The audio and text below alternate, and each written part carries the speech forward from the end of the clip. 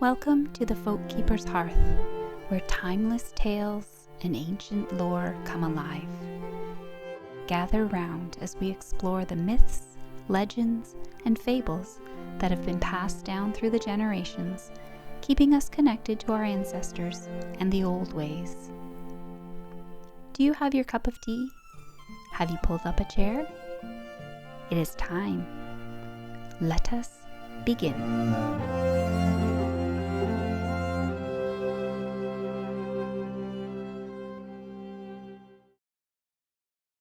The Heroes of Asgard, Chapter 1, Part 6. Odhaerir, the Mead of Inspiration.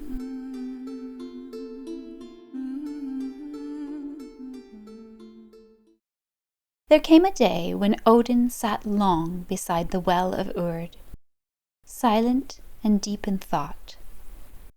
As dusk crept over the 9 worlds, he climbed to his high seat upon the air throne, from where he could see all: the world of men, the far reaches of Jotunheim, and even the shadowed halls of the dwarves below the earth. And there, within the dark of Svartalfheim, a glimmer caught his gaze. A golden radiance in the depths, warm and sorrowful. Not a tear, as first he thought, but something rarer still, the blood of Kvasir, the wise one, mingled now with honey from the flowers of the field. The dwarves, Fjalar and Galar, had slain him, but in their strange and reckless craft, they had turned his blood into 3 jars of potent mead. Its name was Odhaerir, the stirrer of inspiration. Odin saw it, and a chill passed through him. "They will waste it," he whispered.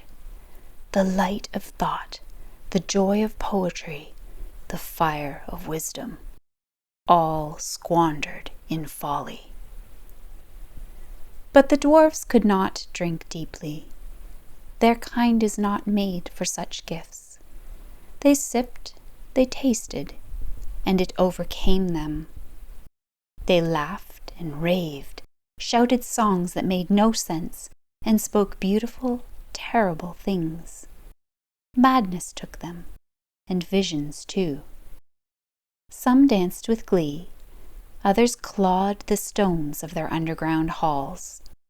And at last, stirred by the mead and their own delusions, they gathered weapons and marched upward, out of the dark, across Midgard, into the icy lands of the Jotunar. They crossed Ifing, that silent river which no frost ever stills, the stream that forever divides gods from giants. There they found Gilling, a great giant, slumbering upon the green banks.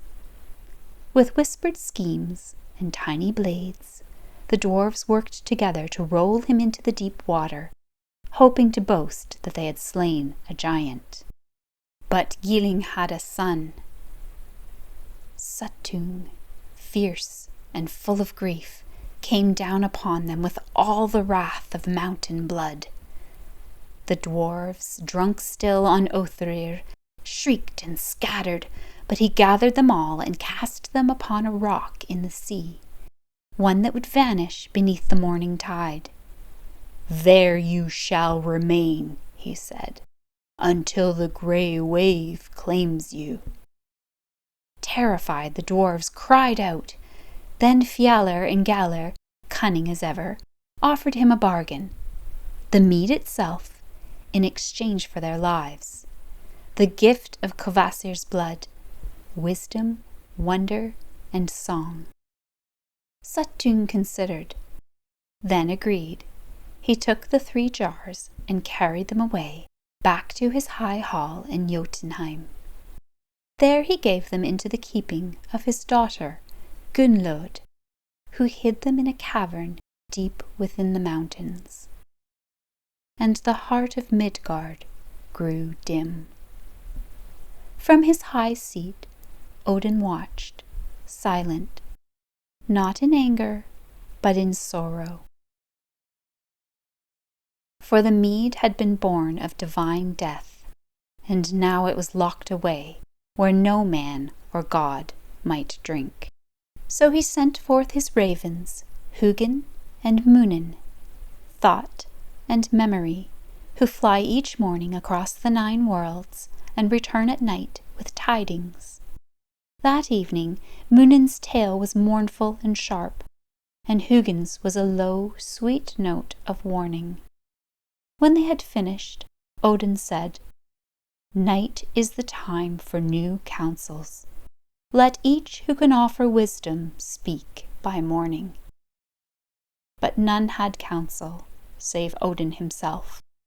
"This mead is no treasure to be hoarded. It must rise from the depths and flow once more across the land, for it is meant not only for gods, but for humankind." So Odin cloaked himself in the shape of a wanderer and set out. Across frost and fire he walked, through wind and night, until he came at last to a summer meadow where 9 thralls were mowing, weary and worn. Their scythes were dull, and their labor heavy. Odin, ever the helper of mortal kind, offered to sharpen their tools with his whetstone. The scythes gleamed like stars, sharp enough to shear stone. But greed overcame them. Each demanded the whetstone. Odin tossed it into the air, and in their scramble they turned their sharpened blades upon each other. When it fell back to earth, the 9 lay still. "This land is cursed by its hunger," Odin murmured, and moved on. He next came to the hall of Baugi, Suttung's brother, and offered his labor in the meadows in exchange for a draught of the golden mead. Baugi agreed, and Odin worked with the strength of 9, mowing the giants' fields from sun to sun, until summer waned and frost came down once more. But when Odin sought his reward, Suttung refused. The mead was not to be shared, he said, not with gods, nor mortals, nor spirits. Still Odin would not abandon his purpose. With Baugi's aid he bore a tunnel through the mountain stone, and come nightfall slipped through it in the form of a worm. Once inside, he took his true shape once more, and beheld Gunnlod, keeper of the mead. She sat alone upon her golden seat, and light gathered round her like dawn mist. Odin saw her, and sorrow stirred in his heart. "She is not my enemy," he thought. "She is the guardian of the gift." Moved by his words, and perhaps by fate, Gunnlod offered him the mead freely, not by force nor trickery.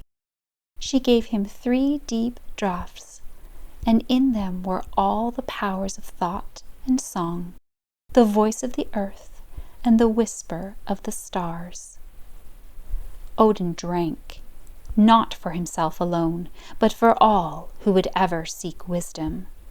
And he loved her for her strength, for her sorrow, for the sacred charge she had kept so long. Yet he could not remain. As dawn neared, he spread eagle's wings and soared upward, bearing the mead to Asgard. Gunnlod wept alone in the mountain halls, her golden light dimmed. But Odin's flight was not easy. Suttung, discovering the theft, gave chase, winged in fury. The skies shook with the beating of great pinions.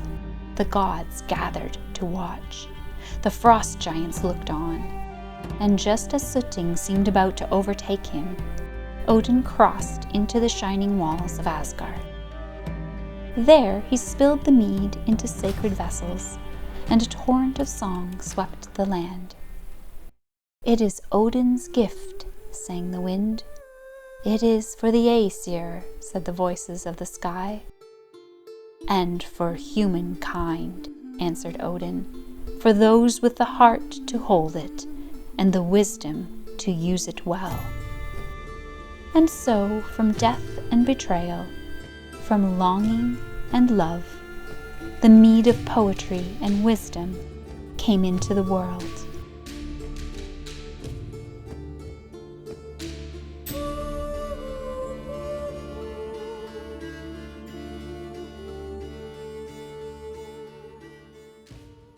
Thank you for joining me for this Northern tale, based on the retellings found in the Heroes of Asgard by Annie and Eliza Keary, a public domain work first published in the 19th century. This is just the beginning of our journey through the old tales of the Aesir. We'll return to their stories in future episodes, weaving them in among other myths and legends from across the folk traditions of Northern Europe. Until next time, may the old ways guide you, and may the voices of our ancestors never fade.